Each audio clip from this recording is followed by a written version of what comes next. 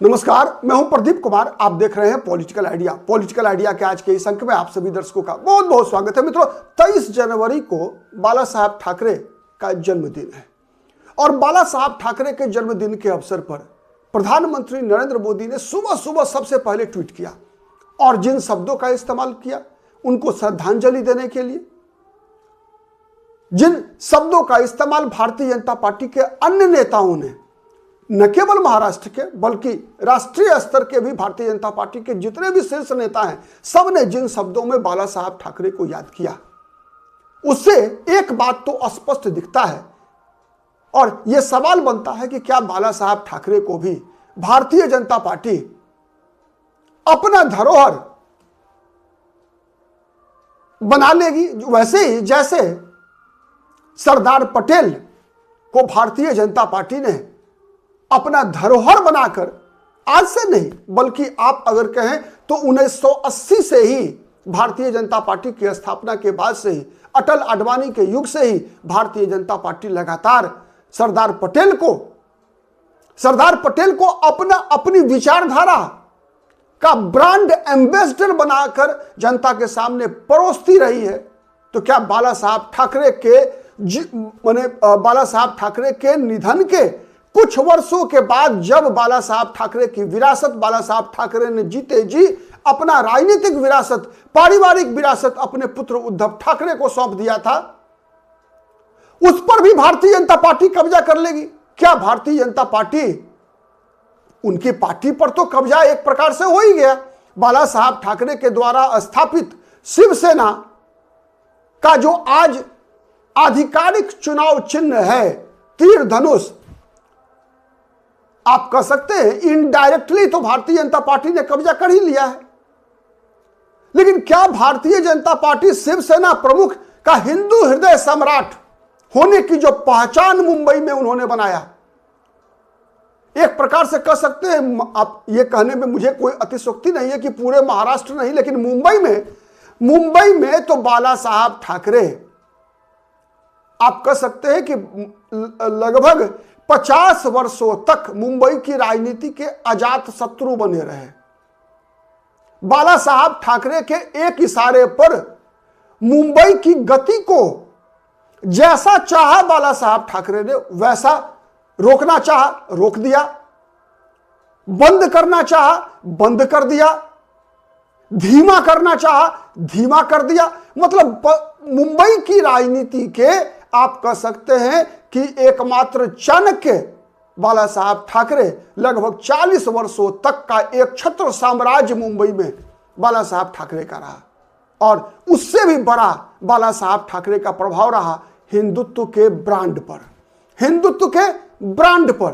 वैसे ही जैसे सरदार पटेल चूंकि जब 1947 में देश को प्रधानमंत्री चुनने का अवसर मिला तो कांग्रेस पार्टी के प्रदेश अध्यक्षों के बीच हुए मतदान में आप कह सकते हैं जो मतदान का तरीका था उसके अनुसार बहुमत सरदार पटेल के पक्ष में था, लेकिन सरदार पटेल प्रधानमंत्री नहीं बन पाए। कांग्रेस अध्यक्ष जो बनता वही बनता देश का प्रधानमंत्री, तो कांग्रेस अध्यक्ष नहीं बन पाए। जवाहरलाल नेहरू महात्मा गांधी की सहमति से देश के प्रधानमंत्री बने, कांग्रेस के अध्यक्ष बने। सरदार पटेल ने अपना नाम वापस लिया। उसके बाद कई मुद्दों पर, चाहे वो मुद्दा कश्मीर का हो, चाहे वो मुद्दा सोमनाथ मंदिर के पुनर्निर्माण का रहा हो, चाहे वो मुद्दा भारत पाकिस्तान के बीच संबंध का रहा हो, चाहे वो मुद्दा हिंदू मुसलमानों के बीच भारत के अंदर उनके संवैधानिक स्थितियों का रहा हो, जवाहरलाल नेहरू और सरदार पटेल के बीच मतभेद जो था उसके कारण भारतीय जनता पार्टी को यह मौका मिला कि वो सरदार पटेल की जो पहचान थी, राजनीतिक पहचान थी, उस राजनीतिक पहचान की जो विरासत थी, उस विरासत पर भारतीय जनता पार्टी ने एक प्रकार से 1980 के बाद लगातार धीरे धीरे अपना प्रभाव बढ़ाती गई और उस विरासत पर बीजेपी, आज आप कह सकते हैं कि बीजेपी ने सरदार पटेल की विरासत पर कब्जा कर लिया। देश के अंदर नेहरूवादी और पटेलवादी के बीच खाई बीजेपी पैदा करके पटेलवादी खुद को साबित करने में प्रायः कह सकते हैं आप सफल हो गई। तो क्या भारतीय जनता पार्टी आने वाले दिनों में बाला साहब ठाकरे की पार्टी पर तो कब्जा कर लिया बीजेपी ने? आज शिवसेना दो भागों में बटी हुई है, एक तरफ शिवसेना है, दूसरी तरफ शिवसेना यूबीटी है। एक तरफ शिवसेना तीर धनुष छाप है जो बाला साहब ठाकरे के दिनों में हुआ करता था, वो आज एकनाथ शिंदे के साथ है। एकनाथ शिंदे का साथ होने का मतलब है कि वो भारतीय जनता पार्टी के साथ है। आज उद्धव ठाकरे की शिवसेना सेकुलर राजनीति कर रही है। आज उद्धव ठाकरे की शिवसेना कांग्रेस समर्थन की राजनीति कर रही है। और ये दो मुद्दे ऐसे हैं जैसे सरदार पटेल को कश्मीर के मुद्दे पर, पाकिस्तान के मुद्दे पर, हिंदू मुसलमान के संबंधों के मुद्दे पर भारतीय जनता पार्टी ने जवाहरलाल नेहरू की विचारधारा और सरदार पटेल के बीच की विचारधारा के बीच जो अंतर था, उस अंतर का लाभ उठाकर भारतीय जनता पार्टी ने सरदार पटेल की विरासत पर आधिपत्य जमाया। तो क्या बाला साहब ठाकरे का हिंदुत्व का जो विचार था, बाला साहब ठाकरे का जो कांग्रेस विरोध की राजनीति थी, तो जब उद्धव ठाकरे चले गए कांग्रेस के साथ हिंदुत्व के खिलाफ सेकुलर राजनीति करने के लिए, तो क्या बीजेपी आज उस बाला साहब ठाकरे की विरासत पर कब्जा कर नहीं चुकी है? जवाब आप जरूर दीजिएगा मित्रों। अगर वर्तमान 2024 का विधानसभा चुनाव का परिणाम और अभी अभी संपन्न हुए मुंबई बीएमसी का चुनाव या फिर महाराष्ट्र में हुए 29 महानगर पालिकाओं का चुनाव के परिणाम को अगर आप विश्लेषण करेंगे तो यह बात आपको स्पष्ट दिखेगा कि कई ऐसे क्षेत्र रहे जहां भारतीय जनता पार्टी को हराने के लिए भारतीय जनता पार्टी के विरोधी मतदाताओं ने शिवसेना उद्धव ठाकरे की पार्टी को भी वोट दिया।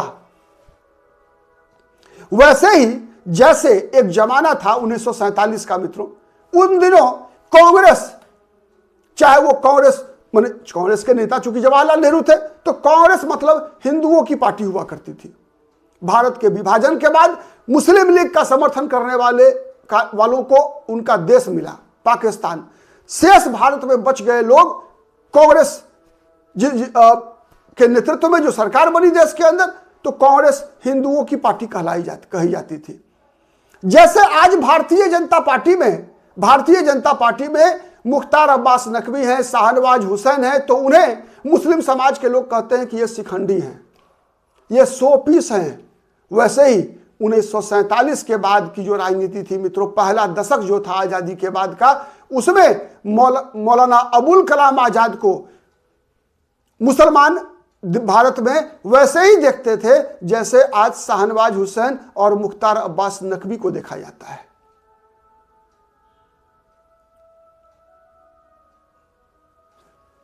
तो आप समझ रहे हैं। और आज क्या स्थिति हुई? आज भारतीय जनता पार्टी हिंदुओं की पार्टी है, कांग्रेस भारतीय जनता पार्टी की विरोधी पार्टी है। तो कांग्रेस को मुसलमानों का वोट मिलता है और शिवसेना कांग्रेस के साथ गठबंधन में है, शिवसेना को भी मुसलमानों का वोट मिला। इसीलिए सरदार पटेल की विरासत जिस प्रकार से भारतीय जनता पार्टी के साथ हस्तांतरित हो गई, लेकिन सरदार पटेल की विरासत बीजेपी के पास तब गई थी मित्रों जब सरदार पटेल दुनिया में नहीं रहे थे। वैसे ही बाला साहब ठाकरे की विरासत भारतीय जनता पार्टी के पास तब जा रही है जब बाला साहब ठाकरे अब इस दुनिया में नहीं हैं। लेकिन अंतर एक है मित्रों कि सरदार पटेल की विरासत पर उनके परिवार से कोई दावा करने वाला नहीं था, लेकिन बाला साहब ठाकरे की विरासत पर दावा करने के लिए उनके पुत्र उद्धव ठाकरे, उनका पौत्र आदित्य ठाकरे, उनके भतीजा राज ठाकरे मौजूद हैं। तो क्या इनकी मौजूदगी के बावजूद भारतीय जनता पार्टी पूर्ण रूप से बाला साहब ठाकरे की विरासत पर अपना आधिपत्य जमा लेगी? लग तो ऐसा रहा है, लेकिन पूरे तरीके से स्पष्ट होने के लिए कुछ समय चाहिए। क्या पता कल उद्धव ठाकरे ही 6 महीना साल भर के बाद फिर से वापस बीजेपी के साथ आ जाए, फिर एक बार उस विरासत पर दावेदारी कर दे। लेकिन एक बात तय है मित्रों, जो परिस्थितियां बनती दिख रही है कि उद्धव ठाकरे ने अगर देर किया तो भारतीय जनता पार्टी शायद बाला साहब ठाकरे की विरासत पर पूरा कब्जा कर चुकी होगी। इस बात का संकेत तो साफ साफ दिखाई दे रहा है। आपको दिख रहा है या नहीं दिख रहा है, कमेंट करके जरूर बताइएगा। मित्रों, हमारा वीडियो यदि पसंद आता है तो प्लीज लाइक कीजिए, शेयर कीजिए, जिससे कि अधिक से अधिक लोगों तक हमारी बातें पहुंच सके। और अब तक यदि पॉलिटिकल आइडिया को सब्सक्राइब नहीं किया है तो प्लीज सब्सक्राइब कीजिए। आज के लिए इतना ही, बहुत बहुत धन्यवाद।